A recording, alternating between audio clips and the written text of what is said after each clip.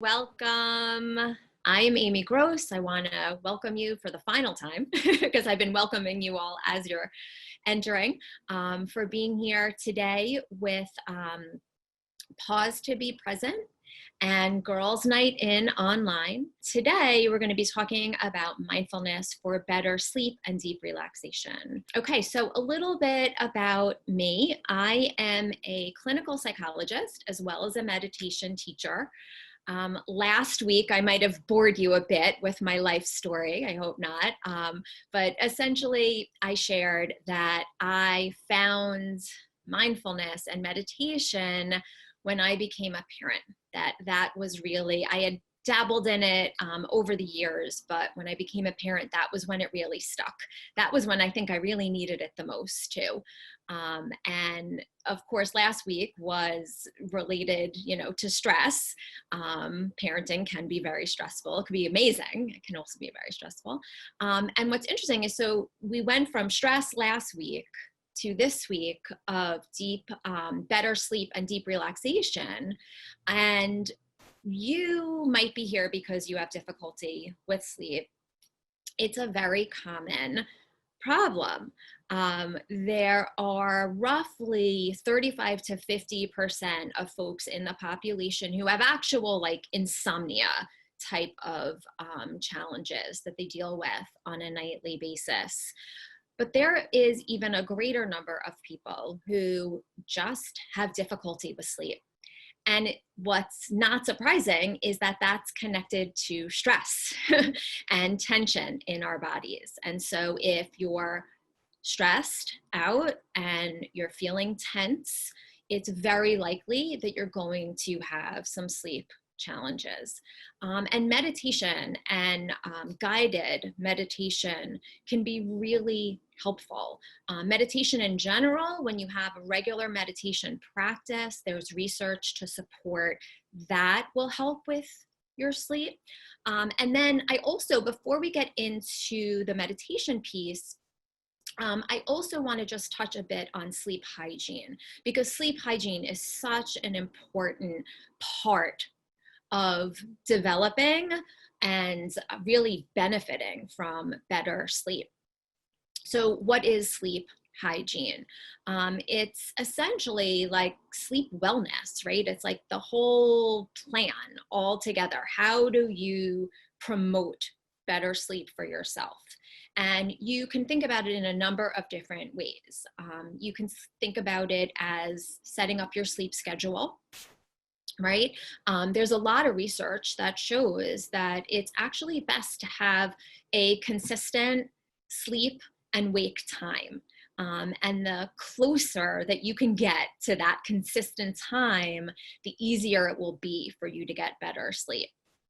I know it's so tempting some mornings to just sleep in or stay up extra late. And the thing is, you can't really catch up on lost sleep. A lot of people think that you can, but you really can't.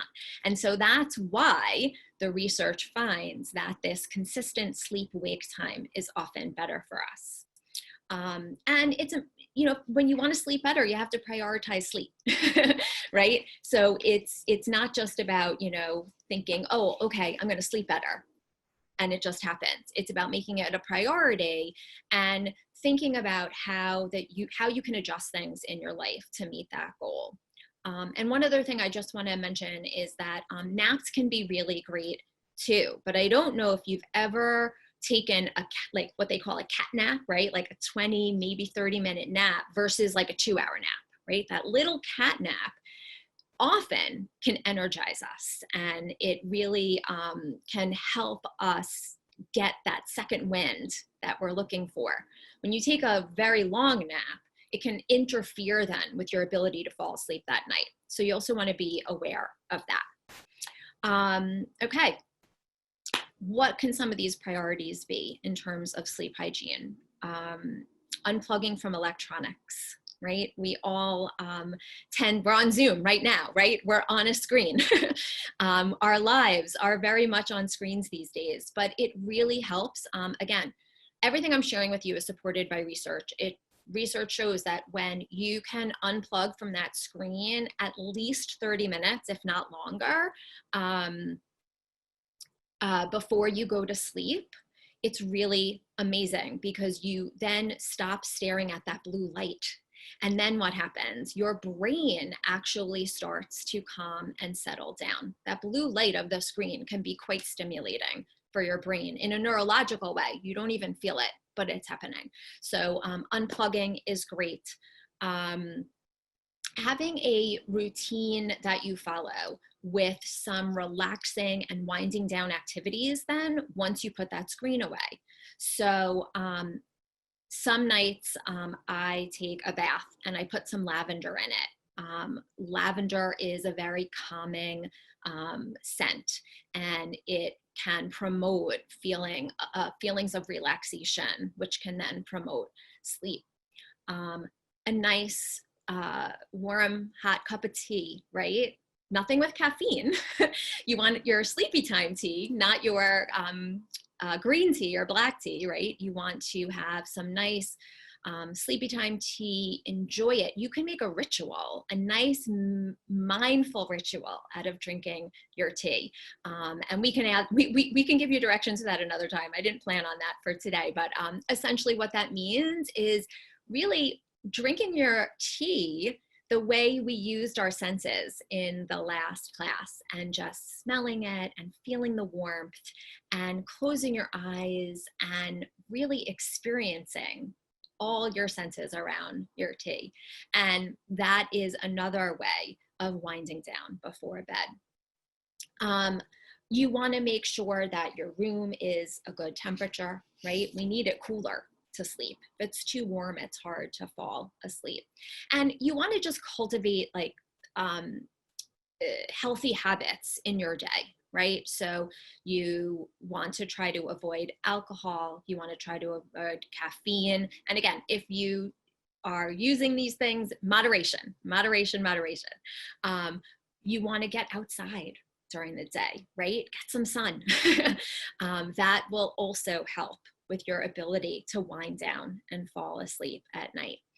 And keep your bed for sleep. It's for sex too, but try to limit it to those two things, right? If you're eating in bed, if you're doing your work in bed, if you're doing your Zoom calls in bed, right? Then really your bed is not that special place for sleeping anymore. When it's that place for sleeping, it becomes a signal, a cue for your body to relax when you get in there.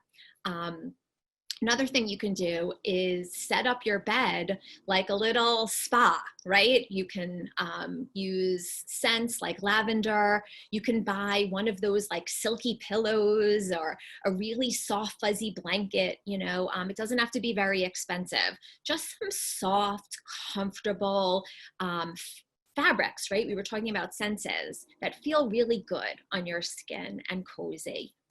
So all of those things are under that big umbrella of sleep hygiene. There is a question, let's see. Waking up during the night. We can get to waking up during the night. Yes, waking up during the night. The guided meditation that we're gonna do today, you can use that for falling asleep as well as for waking up in the middle of the night. Another thing you can do before bed, in bed, I give you permission, read. Reading can also make you feel a little bit drowsy. And it's another way to unplug. I wouldn't recommend Stephen King, something scary, but you can read in bed, and that can also help you relax and wind down. Okay, that was a great question about waking up. Any other questions? If you want to put them in the chat box right now, that would be great before I get into our meditation. Sometimes folks have a question and then they meditate and the question just goes away. So I'll take a look there. Okay, Janice. Oh, liquid. Yeah. That's another part of sleep hygiene. Thank you for asking that. Yeah. So you don't want to, I tend to stop eating and drinking by about 8 o'clock and I go to bed by about 10. That works for me. But again, it's trial and error, right? So you can figure out if that's too late, then scale it back a little bit. You're right, you don't want to eat too late, you don't want to drink any liquids too late, or that will interfere, that will wake you up, right? And as we get older, the more alcohol you have actually before you go to sleep, just so you know, it's not a sleep aid.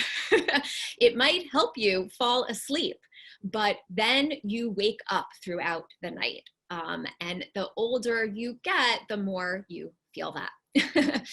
Is there a way to remove the blue screen? Okay, yeah, so there is actually like a Kindle device that is made for reading in bed. And so I know that Kindle makes one. It's possible that Amazon Fire makes one. Like, it's possible if you look, search for, you might be able to find one that's refurbished that isn't that expensive if you use like a device to read with. So I would recommend that. So meditating. So I will sometimes put on a guided meditation at bedtime.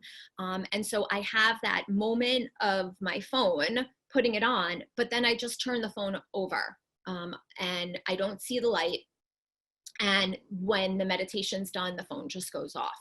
So I find that works for me as well. I guess if you're, on YouTube or on a laptop or something, you could turn the screen away or mostly close the laptop. But I guess there are ways to reduce it. All right, any other questions? Okay, all right, great. If there any questions pop up, please just put them in the chat and I will get to them. So we talked in the beginning about how meditation can be helpful, and a meditation practice, a daily practice, can be helpful because there are a lot of positive benefits associated with a daily practice, which can contribute to better sleep. It can increase melatonin. A daily meditation practice can increase possibly serotonin. It reduces your heart rate. It decreases your blood pressure. It activates different parts of your brain that control sleep. So all of this together, and it can help with stress and decreasing the tension in your body. There's so many ways that a daily meditation practice can help you sleep. It's sort of like when you exercise. When you exercise in the morning, I don't know if any of you have experienced this, but when you do physical exercise in the morning, that actually helps you fall asleep better at night. When you exercise too close to bedtime, that can stimulate you. But when you do it in the morning, it's amazing how it actually can help you feel more tired at bedtime. So similar with a meditation practice, you feel the results later on. And today we're going to do a body scan type of meditation practice because body scans can help your body relax. And last week we did a meditation using our senses and our breathing, which can also help you relax. And again, if you wake up in the middle of the night, focusing on those deep inhales and longer exhales that we did last week, that can be really helpful too. But today we're going to focus on relaxing our bodies. So I know last week I invited you all to sit if you could. Today I'm going to invite you to lie down if you would like to. So either sit or lie down, get into a comfortable position right now. And if it feels comfortable and good for you, close your eyes and just settle in. If you remember last week, we did a couple of gentle stretches, and you can do that now. You can roll your head from side to side. You can roll your shoulders.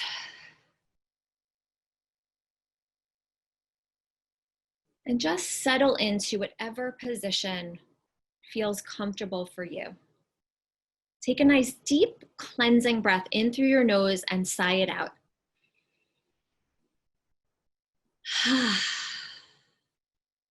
And as you sigh it out, let go. Just arrive in this moment. Allow your body to let go. Give it permission to relax. Our bodies store a lot of tension.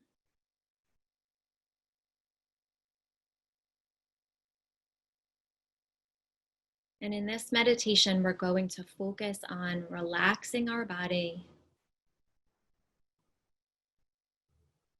and noticing each moment as it unfolds. So as you sit or lie down, feel that connection to the ground beneath you, or perhaps it's a couch or floor, whatever it is. Notice where your body is connecting to the ground.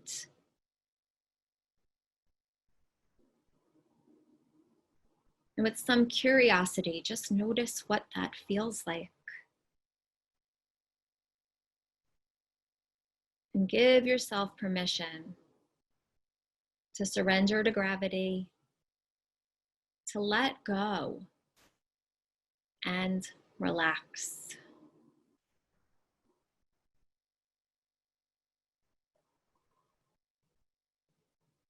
And we're going to do a body scan now, scanning each part of our body slowly, inviting each part of our body to let go and relax. And I invite you, if you like visuals, to imagine a warm light, a light of any color that you choose, traveling your body as you relax each body part, filling your body up with that warm light. So start with your toes. Just let your toes relax. And see that light entering your body and filling up your feet. It's a soothing light, helping your body to relax. So your feet are now relaxing and softening. And so are your ankles. Just let them go.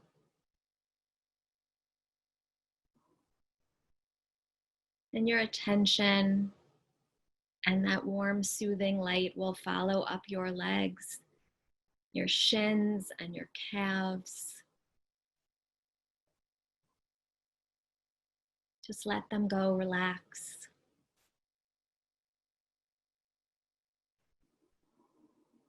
And your knees and your thighs. Both of your legs in their entirety. Just let them go. Notice as they're resting. Do they feel heavy? Do your legs feel light? Just notice the sensations and give your legs permission to relax and soften.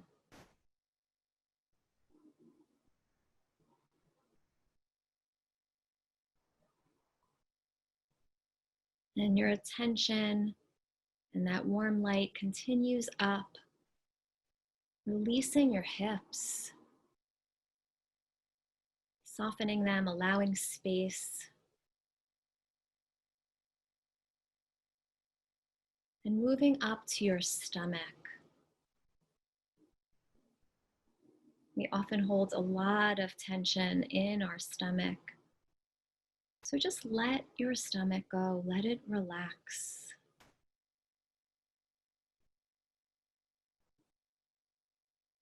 Breathe into that part of your body. Feel the light filling you up and let it go. And move that attention on up to your chest. Take a nice deep breath in right now. Feel that air entering your chest and your belly, filling you up. And as you exhale, your body relaxes and lets go into just this moment.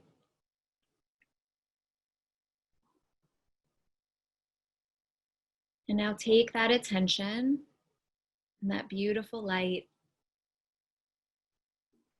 and focus on your back right now, your lower back and your upper back. And just let it go. Relax your back. Breathe into your back, softening it, giving it permission to just be.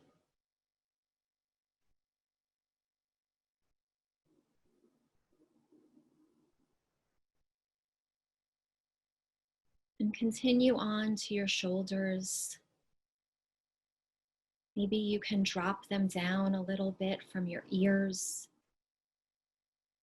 Nudge them open just a tiny bit, creating more space.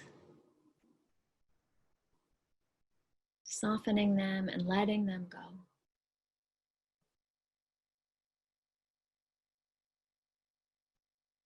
And you notice that warm, soothing light is now traveling down your arms, your upper arms, your forearms, and into your hands.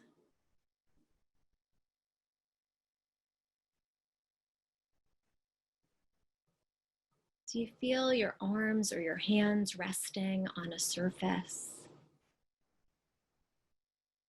Perhaps it's your body, perhaps it's the ground or a chair or couch beneath you. Just feel the connection there. And notice your hands. Do they feel heavy, light, a little of each? And now take that light and your attention and focus on your neck and your throat.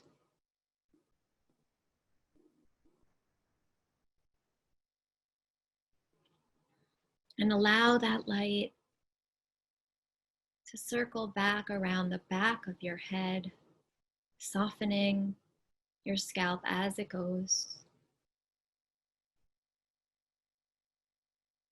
And up to the crown,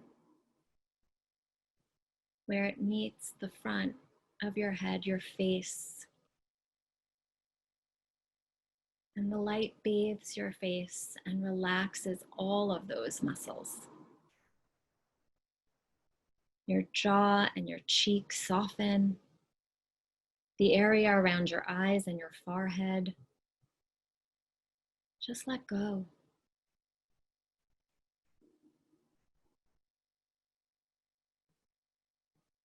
And take a few moments now to just feel your entire body relaxing, feeling the warmth of the inner light and glow. And just breathe, bringing in peace and calm with each inhale. And with each exhale, you're able to let go even further and deeper into the stillness. The stillness of this moment, of your body, of your mind.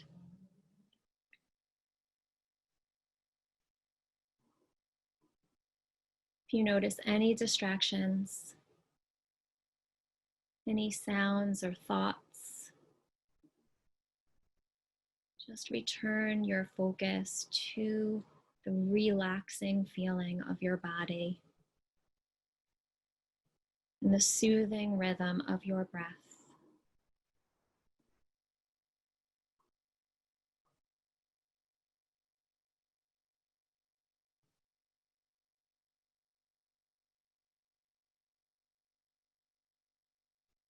And in a moment, I'm going to ring a bell to signal the end of this meditation. Take your time, slowly, gently open your eyes and return.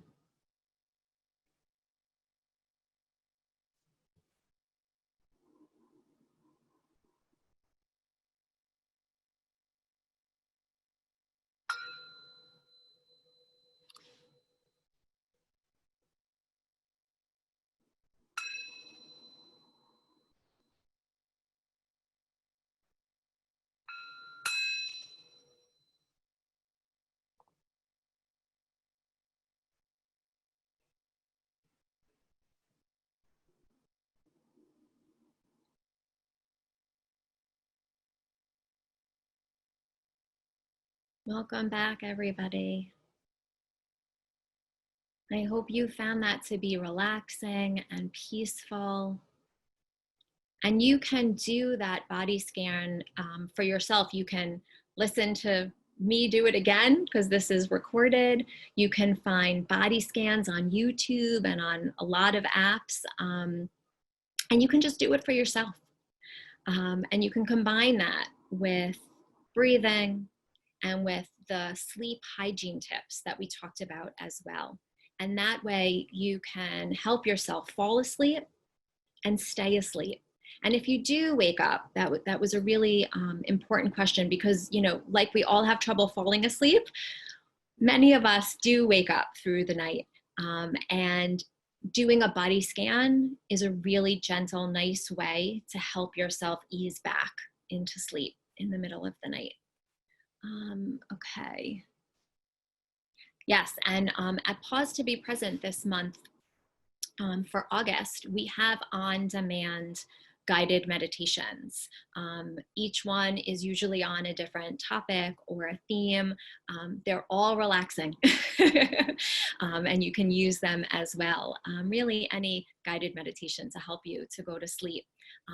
Body scan just really helps your body relax too, which is key. Sleep well, everybody.